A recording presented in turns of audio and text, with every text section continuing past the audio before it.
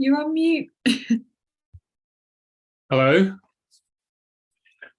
it's Sona here today. My wife, Vidyamala, who I think you know, this is her space to breathe. She's not breathing too well at the moment, unfortunately. She had COVID about 5 weeks ago, and just as she was getting better, seems to have caught the flu. Seems like some of the others here coughing like you got the flu a little bit. So she's now in bed, not feeling very well. But she's such a can-do person. It's almost like you have to tie her down into bed. Not literally, don't get me wrong, but you have to keep saying, "What are you doing? Getting up, make yourself a cup of tea." That's my job. So she asked me to take over this evening, and hopefully she'll be a bit better next week. Otherwise, I'll be here to support you. So there's 85 of you. Wow, good job. I can't see you all. I might get a little bit nervous. So I can only see about 25 of you. So that's all right. And what is the time? It's just time to start. So what I thought I'd do today is just say a few little things. First of all, I need to say Happy New Year, everyone. And a very Happy New Year from Vidyamala too. She said, please tell everyone that Happy New Year, send her love to you all. So we're just doing that. And so I'm okay. I'm post COVID too. And I thought this evening, I'll just say a little bit about meditating, just to kind of give you a little bit of inspiration, and then we could just do a practice. One of the things about meditating, just a reminder really for those of you who've been meditating for years, when you start off meditating, usually what you're doing is starting to focus the mind, to become more focused on one thing, to concentrate the mind. It's a kind of concentration practice initially for most people, and this has a lovely integrating effect. It brings all different parts to you, different parts that you have, different interests. It kind of brings them together. And so very often we use the breath to focus on. You can use loving kindness, going out to other people. That's a little bit more difficult to focus on because all sorts of things can happen in that, but the breath is the simplest thing. So you come back to it, and it should all be really simple, shouldn't it? You should just be able to sit there, breathe in, breathe out, breathe in, breathe out, and you kind of feel like you're becoming more and more focused. And it kind of works for a little while, doesn't it? Maybe 1 or 2 seconds. You kind of just think, oh yes, oh, it's so nice to just sit still and be quiet. But unfortunately, the mind seems to have a kind of, it's almost like there's 2 minds, isn't it? There's the mind we want to do, the other mind to do something, and the other mind's got a mind of its own, as it were. And it just starts thinking about other things, doesn't it? It could be that we feel a bit of discomfort somewhere in the body. If we've got a lot of pain, that's likely to happen. It could be a thought pops into our mind. And what we don't realize is that thought popping into our mind is a way of becoming more interested. It's a bigger and more interesting thing that's popped into our mind. Even if it's anxiety, if you're worried about something, it might be more interesting than watching your breathing or being aware of your breathing. And so you have to kind of keep telling yourself, no, we're going to stop doing the breathing. We're stop thinking the anxiety thoughts, or could be other thoughts. Let's get back to the breathing. And if you can get back to the breathing and you can settle for long enough, what you find is you start feeling as though you're dropping a bit deeper. You feel as though you're becoming more and more whole, as it were. So it's a lovely feeling, and it comes with a sense of joy and a sense of kind of contentment, really, because why would you want to do anything else? Why would you want to be thinking about the future or the past? You'd just be here, breathing in, breathing out, feeling very calm, and maybe fairly kind of not happy, contented with what you're doing. And then, of course, it doesn't last very long, and something else pops in. And on it goes. And so, when you've learnt to the art of focusing, well, at least the art of knowing what you're supposed to be doing, you have to learn how to do it. And one of the ways that is quite helpful is that when those thoughts come, instead of getting hooked into the thought, like, oh, I got to do this next week, what do I need to do about that? That means you're kind of already hooked into it and going away. What you can do is you can kind of name it. And traditionally, certainly in the Buddhist tradition, there are 5 sort of blockages from stopping you from going deeper. They're sometimes called hindrances. And I just named these 5.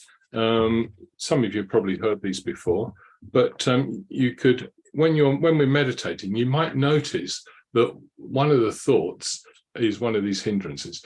If your mind is you're just thinking, oh, I'm feeling quite calm and happy, it's not really a hindrance, actually. It's just a kind of supportive thought.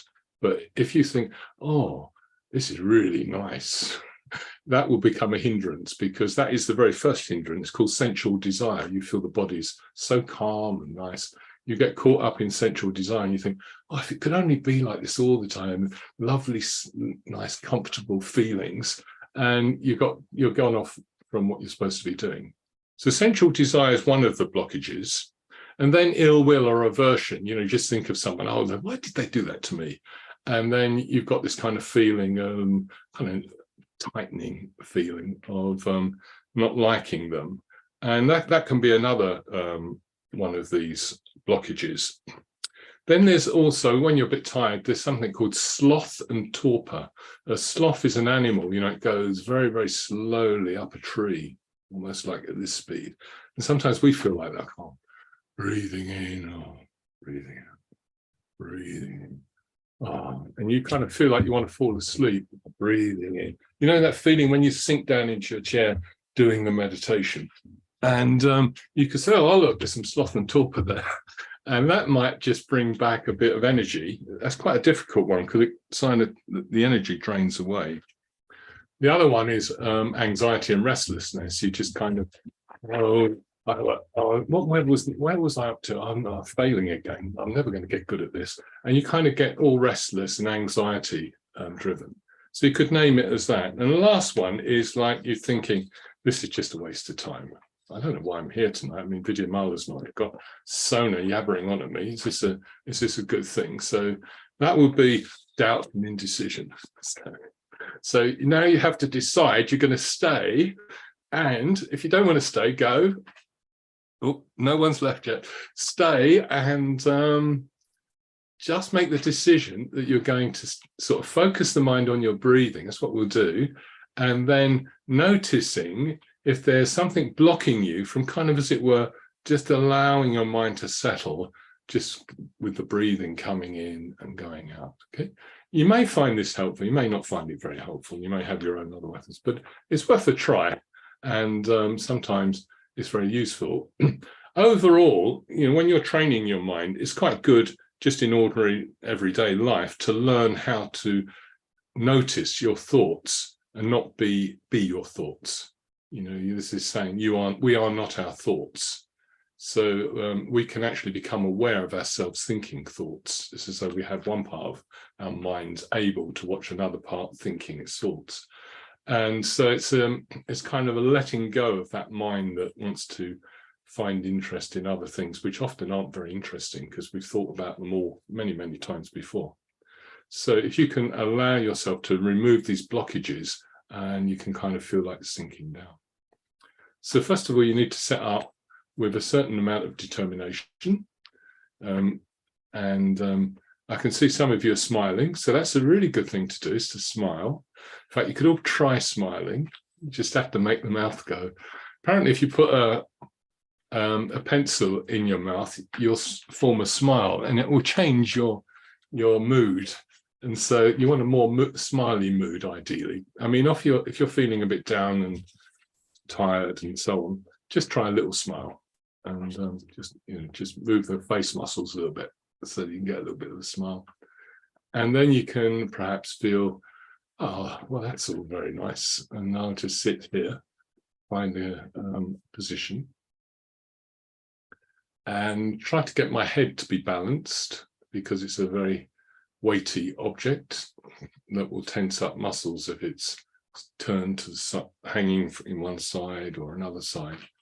So aligning it with your spine and kind of sitting up as best you can, feeling alive. And then becoming aware that you're breathing. You're always breathing. And this in itself has a calming,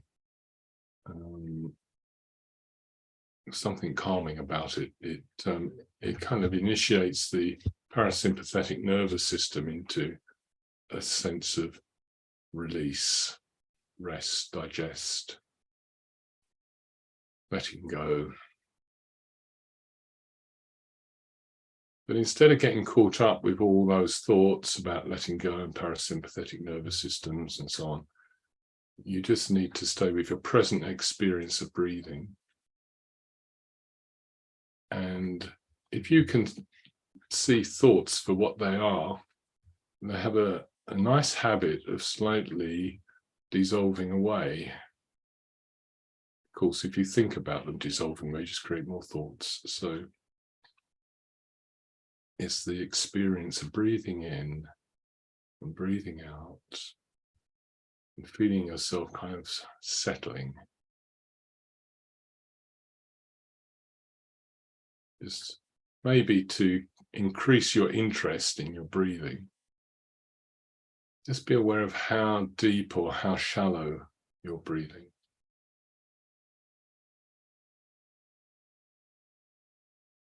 Are you breathing through the nose, or are you breathing through the mouth, or are you breathing through both? Some people breathe in through the nose and breathe out through their mouth. Some people breathe in through the mouth, breathe out through the nose.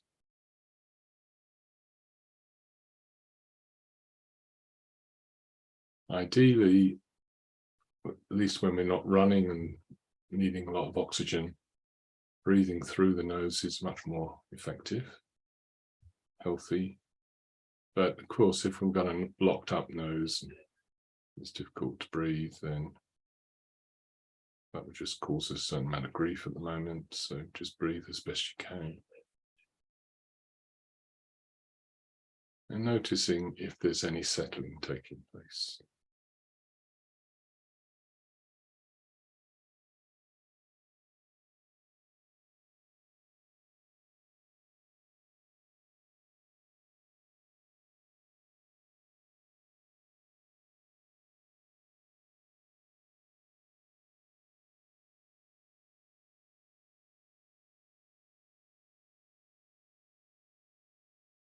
And then if a thought takes you away from your breathing, just notice it as a thought. Initially, your thoughts probably are quite, well, I can't really say what your thoughts are like, but my thoughts initially are a little bit neutral.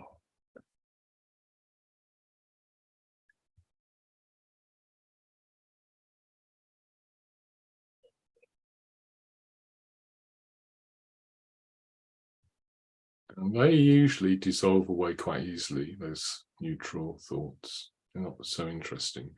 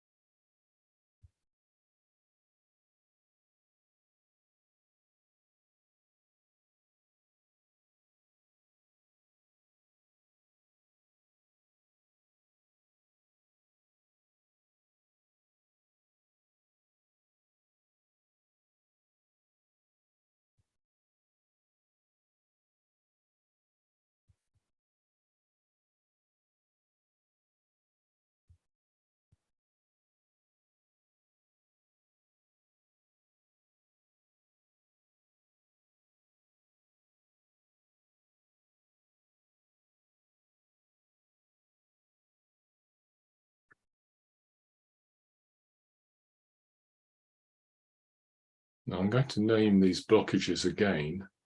And what's likely to happen, because I'm going to give some examples, is that you will think of your own examples. So if you do that, which is kind of normal, just notice that's what you're doing and let go. so you don't get carried away. So if I say the first blockage is, and in a way, these are just labels, so you can label your thoughts. So they're all kind of equal. But the one that comes first, usually for most people, is what's called sense desire. So let's say a chocolate biscuit pops into your mind. Be nice. And before you know where you are, you're thinking about when you're going to have a chocolate biscuit. Which one? What sort of flavor? Do you like dark chocolate or blue milk chocolate? So you then think, oh, I'm just having a sense desire thought. I'll let that go. It's good to know. And if we've come to the meditation with any sense of kind of irritability, someone's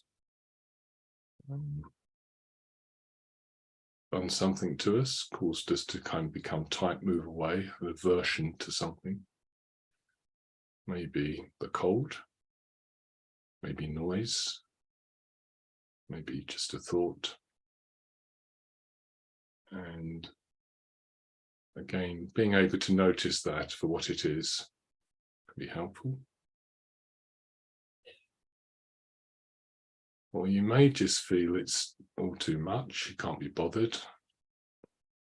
And if you're thinking that, that's a thought that's like sloth and torpor. Oh, I just can't be bothered doing this.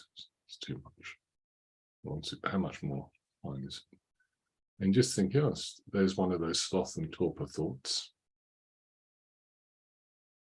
Maybe I'll just breathe a little bit deeper for a few moments to get a bit more energy if that happens.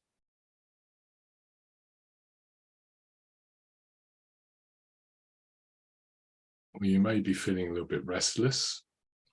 And one of the forms of restlessness is you keep thinking of other things. Sometimes your to-do list, things you've forgotten.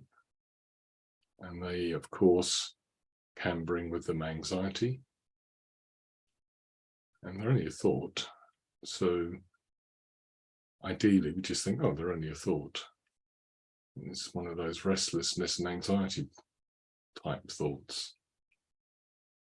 And see it for what it is. And just come back to the calming, to settling, letting go. And the other kind of thoughts is called doubt and indecision. This can also include confusion. You're not sure what you're doing at all. You don't know what you're doing. You don't even know what you're supposed to be doing. So you could just have that thought, I have no idea what I'm doing at the moment. Anyway, all we have to do is just settle. And let that thought just be labeled. And that was just a rest, that was just a doubt and indecision thought.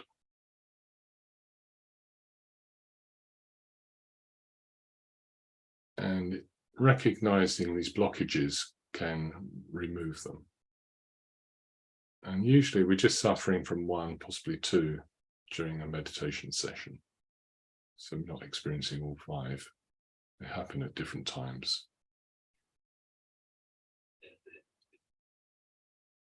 So when a thought comes, just maybe analyze it to being grasping something or pushing it away. It's just lacking in energy. You feel restless, or anxious, or a bit confused, not sure. And see if you can kind of, as it were, open the gate and remove the blockage to allow you to settle more. Settling on the rhythm of the breath flowing in and flowing out. So I'm going to be quite quiet now. I'll just leave you to it. I can meditate here with you. About another 8 minutes. I'll be quiet for 5 at least.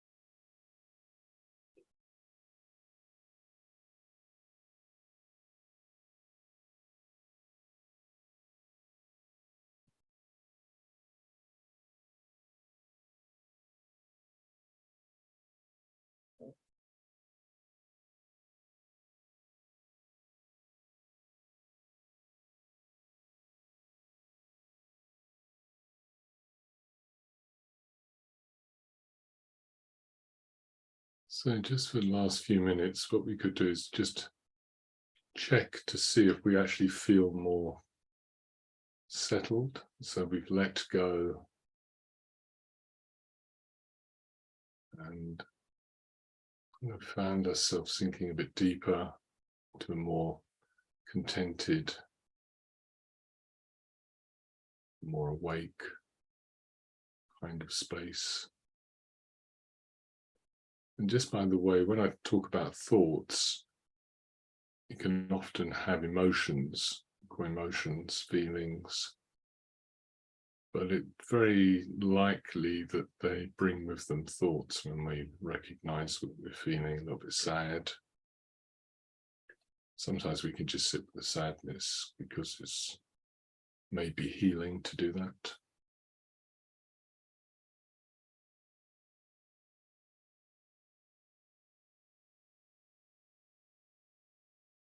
For many people, our mind is a bit like a radio, just going blah, blah, blah, blah, blah, blah, blah, blah. We can kind of move away from that, turn the volume down, so we're creating space.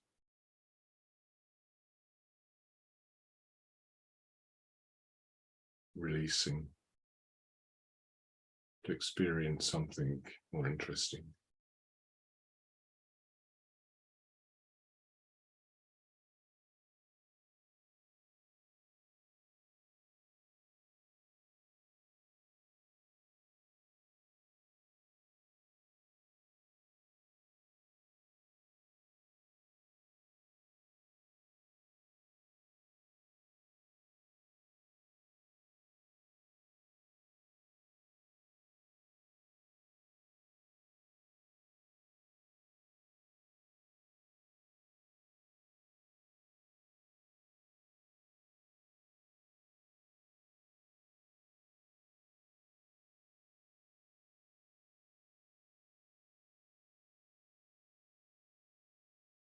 And you might feel like you'd like to go on sitting like this or lying like this much longer, in which case you could do that. Otherwise, you may feel, well, that was nice and that's enough, or, oh, thank goodness that's over. Hope not. And start moving your body a little bit. It's nearly time for me to draw this session to a close.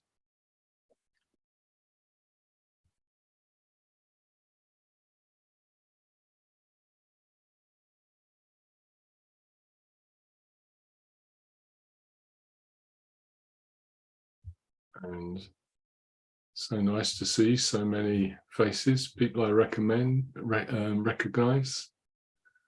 And I'd like to say hello to you, but there's 96 of you here. It's a good start to the year. I hope I haven't spoiled it for Vidyamala and there's only going to be 50 turn up next week, but hopefully she'll be back. If you want to put anything in the chat box, I'm not going to read it out. It's not really my strength reading it out.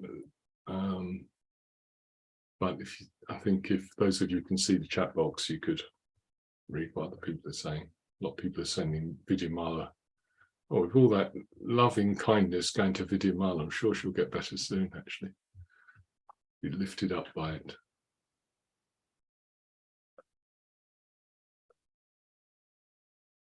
So, yeah, it's exactly 7:30 here in the UK.